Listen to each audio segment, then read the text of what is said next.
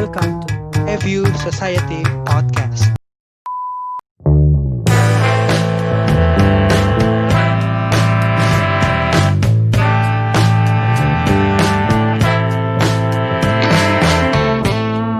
Balik lagi di EView Society Podcast bareng aku Rian Silalahi. Dan juga aku Dan Ariel. nah itu loh, responnya harus cepat, Ril. Semangat dong. Masih amatiran kayaknya ini. Waduh. Penyiarnya nih. Udah berapa episode? Udah berapa Baru- episode? Waduh, ini belum diperkenalkan, sudah ngomong aja ini, Ril. Wah, Bacot iya toh. banget ya. Udah nggak sabar, Lur. Udah gak sabar ya? Nah, Udah dibayar bacot. Fatal. di podcast kita kali ini, Ril, aku dengan background yang baru, dengan yang mungkin agak lebih proper dari sebelumnya mungkin ya, Ril. Dengan lebih baik, lebih bagus, karena saya sudah di rumah, tidak lagi di kos. Gimana kemarin melewati rapid test? Apakah Anda mendapat kabar baik? Wah, sangat baik dong. Walaupun sebelumnya saya deg-degan. Takut reaktif. Ini mau diperkenalkan nggak saya nih? Kalau nggak saya... Sebentar. Apa kalian mau ngobrol sendiri aja? Saya tak dengerin aja. Sebentar, Mas. Sebentar. Siap, Step by siap, step siap. kita, step by step. Oke, step by siap. step. Oke. Nah, Ril, Yoi. di podcast kita kali ini kembali kita mendatangkan narasumber nih, Ril. Narasumber. Setelah sebelumnya seorang frater, Ya. sekarang kita mengundang seorang entrepreneur. Oh, Waduh. Tak kira suster.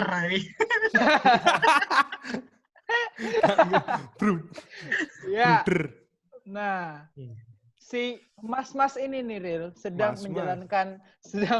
menjalankan bisnis di dunia perkopian mungkin bisa dibilang ya. Iya. Nah, itu. Tapi saya agak ragu dia punya bisnis. Dari rambut Kenapa emang? Ini kemarin saya kayak siapa nyanyi pengamen cilik dulu? ngawur nih kemarin saya Tegar. Oh, Tegar. mencoba sepir tapi gagal, Lur. Ya, Oke, mungkin tapi itu ya, lebih baik dia memperkenalkan dirinya sendiri. Mungkin yoi. kegiatannya selama ini ngapain aja. Silahkan Mas. Ya, saya Hendrik Satriawan, tapi biasa dipanggil Jekek. Saya sehari-hari ini pro player PUBG, tapi ya kebetulan saya penjaga Gunung Gergopol. Ya, tapi pekerjaan sampingan saya punya kedai kopi di Jogja. Namanya apa, Mas? Kedai Namanya kopinya? Tengah Coffee and Drink, bisa di follow nanti ya Instagramnya. Wah, siap Itu dong. siap. Mungkin buat teman-teman yang di Jogja mungkin bisa jadi salah satu referensi buat nongkrong. Sekarang udah nongkrong belum sih, Mas? Oh, boleh, tapi memang agak dibatasi ya, setengah dari kapasitas. Setengah dari kapasitas. Oh. Tapi yang biasa mengisi tidak sampai setengah. Ya, masa paceklik Lur ini. Oh, iya. Mahasiswa-mahasiswa. Kalian Tapi ini mahasiswa bisnisnya malah cuma- pada pulang. Hah? Cuma kopi-kopian atau ada bisnis lain? Pro player PUBG itu tadi, kebetulan. Waduh. Maksudnya entrepreneurnya, itu kan bukan entrepreneur. Oh, serabutan saya. Kebetulan serabutan. saya sekarang ini jualan beras kalau ada yang butuh beras juga. Oh iya. Serius Benar, ini. itu benar, Jangan benar. ketawa. Itu benar. Bisa tak ambilin berasnya nih kalau kalian ketawa. Oh iya, siap. Oke, mungkin itu siapa perkenalan singkatnya ya. Jadi Mas, mungkin kita manggilnya Mas Hendrik aja ya, atau Mas JK. JK aja. JK. Biar kita lebih akrab. Oke. Yoi. Nah, Mas JK ini merupakan salah satu pebisnis muda yang ya sudah merintis usahanya dari tahun kapan itu, Mas? Kopi Tengah apa awal mula saya Ya. Kalau dari awal mula berbisnis itu apa? Dari awal mula, Mas. Awal mula mungkin sekitar 2017 saya buka toko vapor. Toko vapor itu di Wirabrajan namanya Rich Vapor. Oh, dari kata Hendrix ya? Ya, Hendrix. Terus pindah ke Babarsari. Oh, terus ya Setelah masih ada nggak sekarang, Mas? Sekarang enggak, karena kebetulan saya tidak nge-vape. Saya merokok orangnya. Wah, bagus. Kok bagus. Ya. Terus usaha makaroni. Kayak makaroni pedes-pedes gitu. Tapi sekarang lagi vakum juga karena kondisi kayak gini. Terus ini kopi. Oh, kopinya masih survive ya? Kopinya ya bukan masih survive. Mulutnya nggak sekolah ya. Maksudnya masih apa namanya, prioritasnya masih kopi gitu loh. Oh, prioritasnya. Oke. Prioritasnya masih kopi. Kalau kopi sekitar 2 tahun lah. 2 tahun. 2 tahun. Ya. Berarti 2 tahun. dari 2018 ya, Mas ya? Ya, 2018 ya. Ya, ini kalau boleh tahu nih, Mas Jeke dulu lulusan mana, terus jurusannya apa, Mas Jeke? Mungkin saya barista kopi dulu. Enggak, saya lulusan Sanata Sadar, Fakultas Psikologi. Sanata Dharma maksudnya. Sanata Dharma ya, Fakultas Psikologi. Sanata Dharma Fakultas Psikologi. Iya, Wah, sarjana psikologi. Lulusnya jadi tukang kopi. Iya. Emang lulusnya jadi tukang kopi ya, Mas ya? Iya, emang Rian sarjana Zoom, ya kan? Kok bisa jadi sarjana Zoom ini lu? Lah ya, kan ujian lewat Zoom, wisuda lewat bener. Zoom. Aduh, bener juga ya, Mas. Nah, ini Mas. Iya. Kan Mas Jeke ini dulu kuliah psikologi, Mas. Iya. Setelah lulus itu di tahun berapa, Mas? Kalau boleh tahu? Aduh, ini agak berat yang jawabnya. Saya lulus 2018. 2018 lulus. Ya? Pas buka awal kopi. Iyalah, ya sebelum kopi. Jadi awalnya saya ini ngerjain skripsi kan sambil ke coffee shop kan biasa ngopi.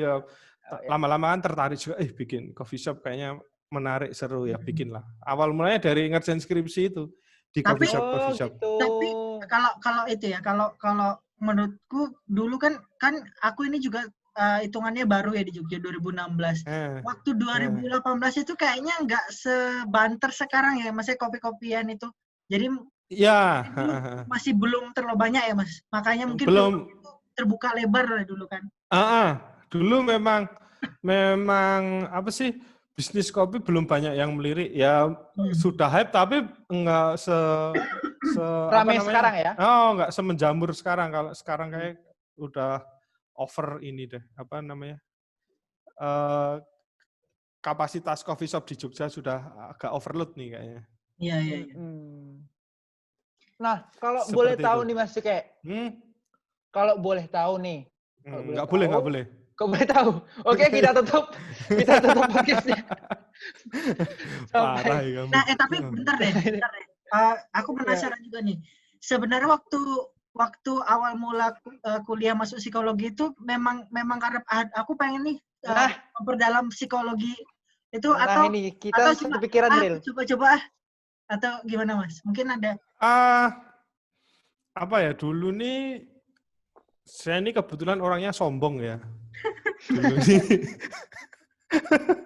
Saya ini dulu berpikiran, saya ini walaupun saya bodoh tapi sombong. Saya ini harus berkuliah di perguruan tinggi negeri yang top di Jogja. Waduh, UGM. UGM. Saya mau ambil dulu tuh HI.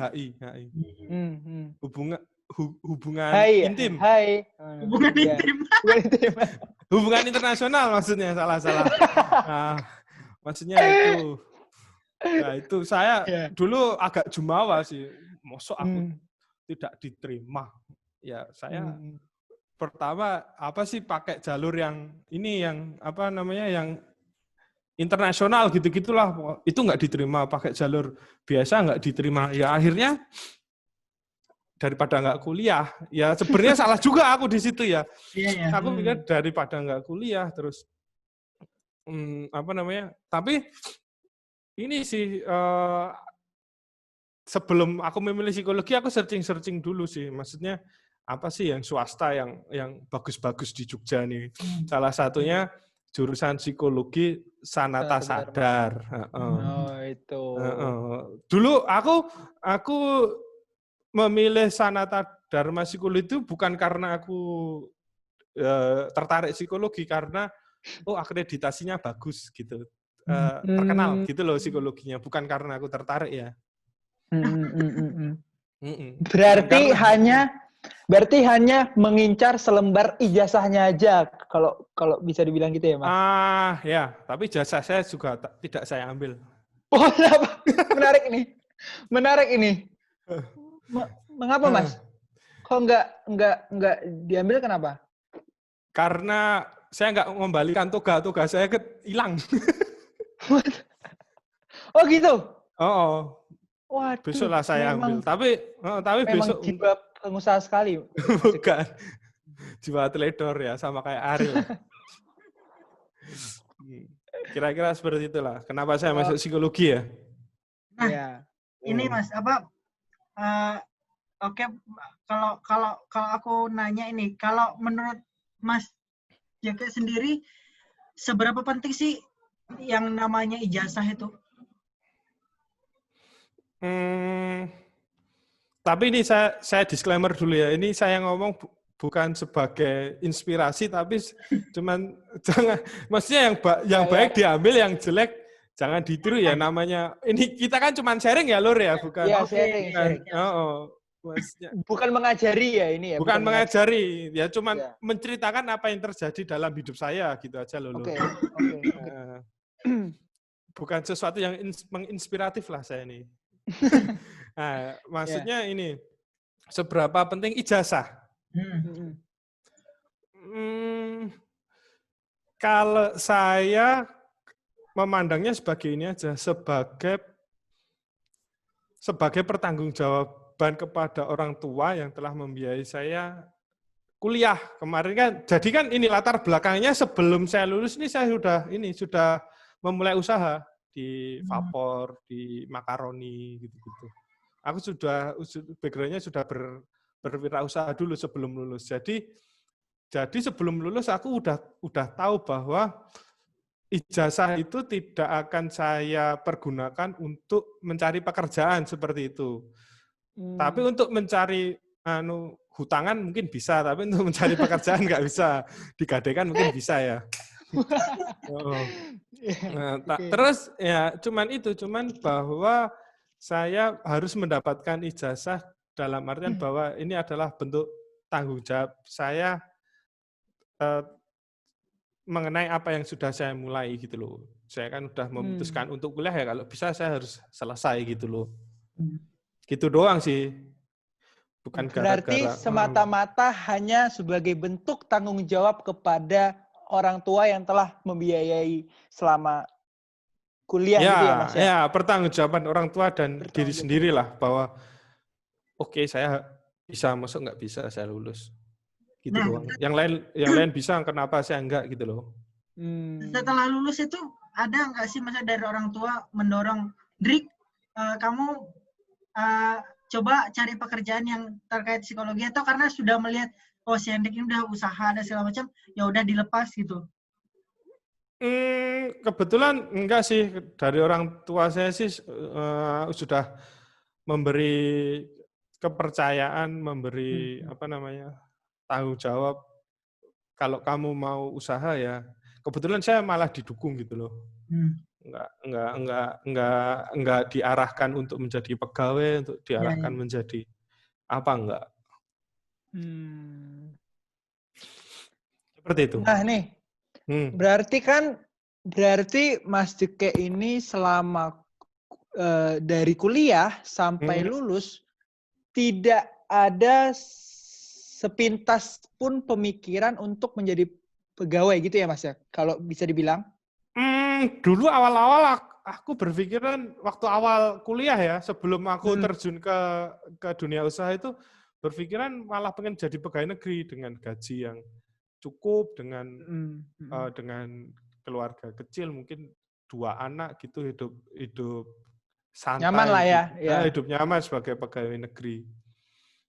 Tapi setelah berjalannya waktu ya bergaul dengan teman-teman yang udah memulai usaha, saya kebetulan ini apa istilahnya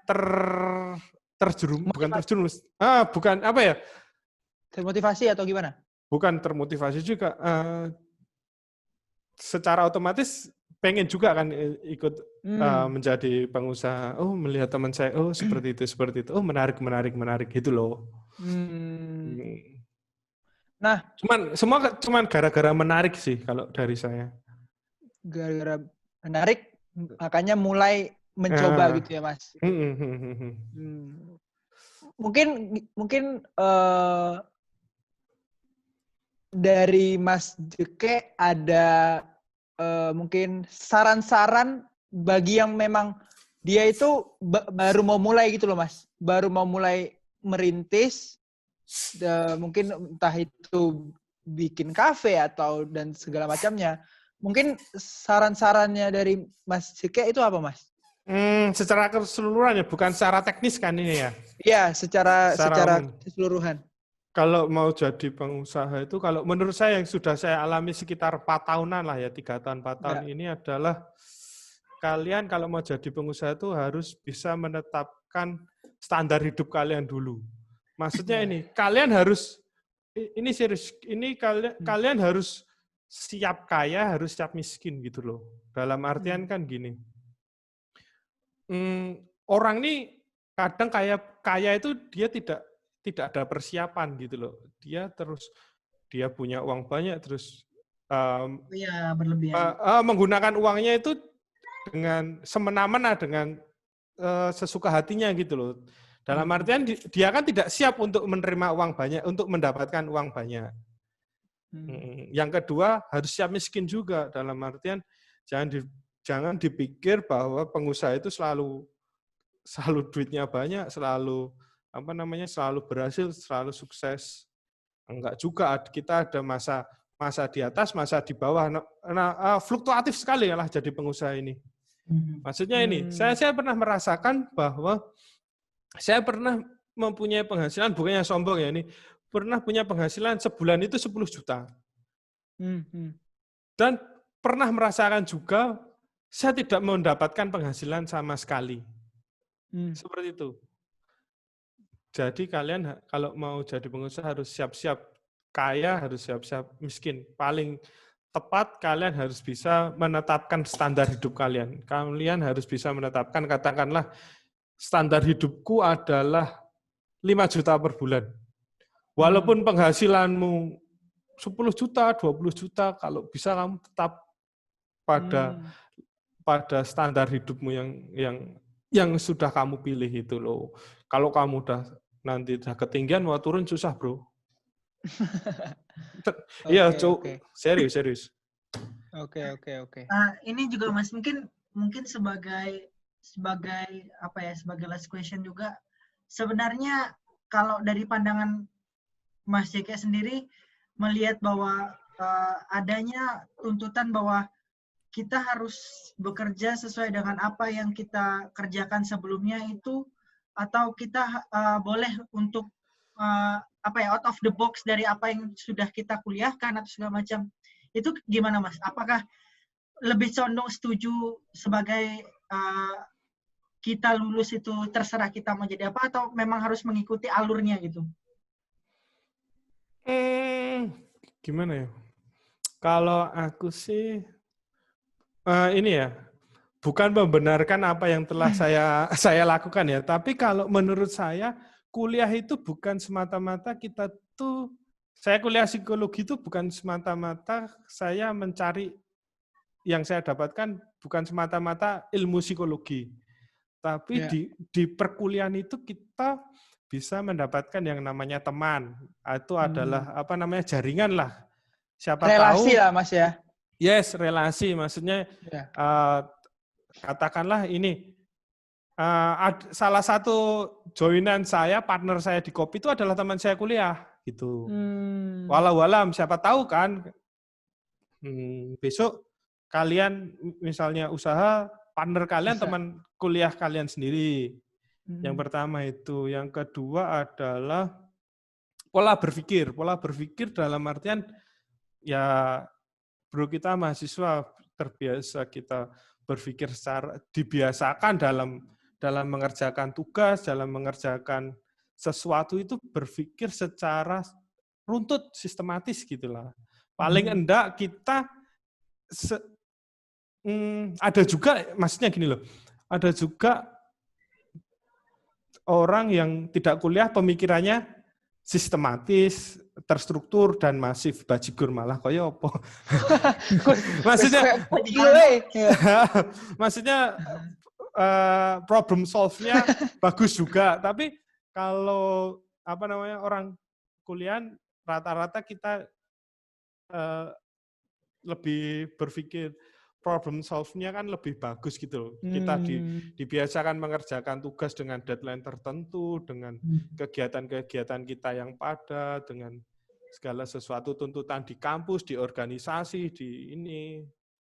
Ya.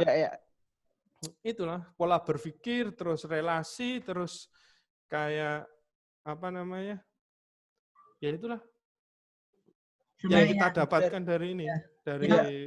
Pada intinya mungkin teman-teman yang dengerin ini kuliah itu ya menurut kami sih ya penting karena banyak hal yang bisa kalian dapatkan dari situ. Tapi tidak juga selalu menuntut kalian untuk sejalan dengan apa yang kalian kerjakan selama ini. Karena sebenarnya ya banyak hal yang kalian bisa pelajari di perkuliahan, bukan hanya hal akademis. Banyak hal yang bisa kalian di masa depan kalian jadi apa, dan tentunya kalian mau jadi apa, kalian jadi siapa itu kalian sendiri yang menentukan, bukan paksaan orang lain atau hanya karena ada faktor-faktor tertentu gitu loh. Mungkin ya kalau dari aku sih udah cukup banyak yang bisa didapat dari Mas Jeke ya pada podcast kita kali ini. Kalau aku sedikit menyimpulkan bahwa ya memang pada saat kita melakukan kuliah tidak melulu soal studi yang kita pelajari, tetapi soal relasi, soal cara pikir dan segala macamnya gitu sih. Nah, mungkin aku penting. Ya mungkin sekian dulu ya Ril ya untuk podcast di episode kali ini.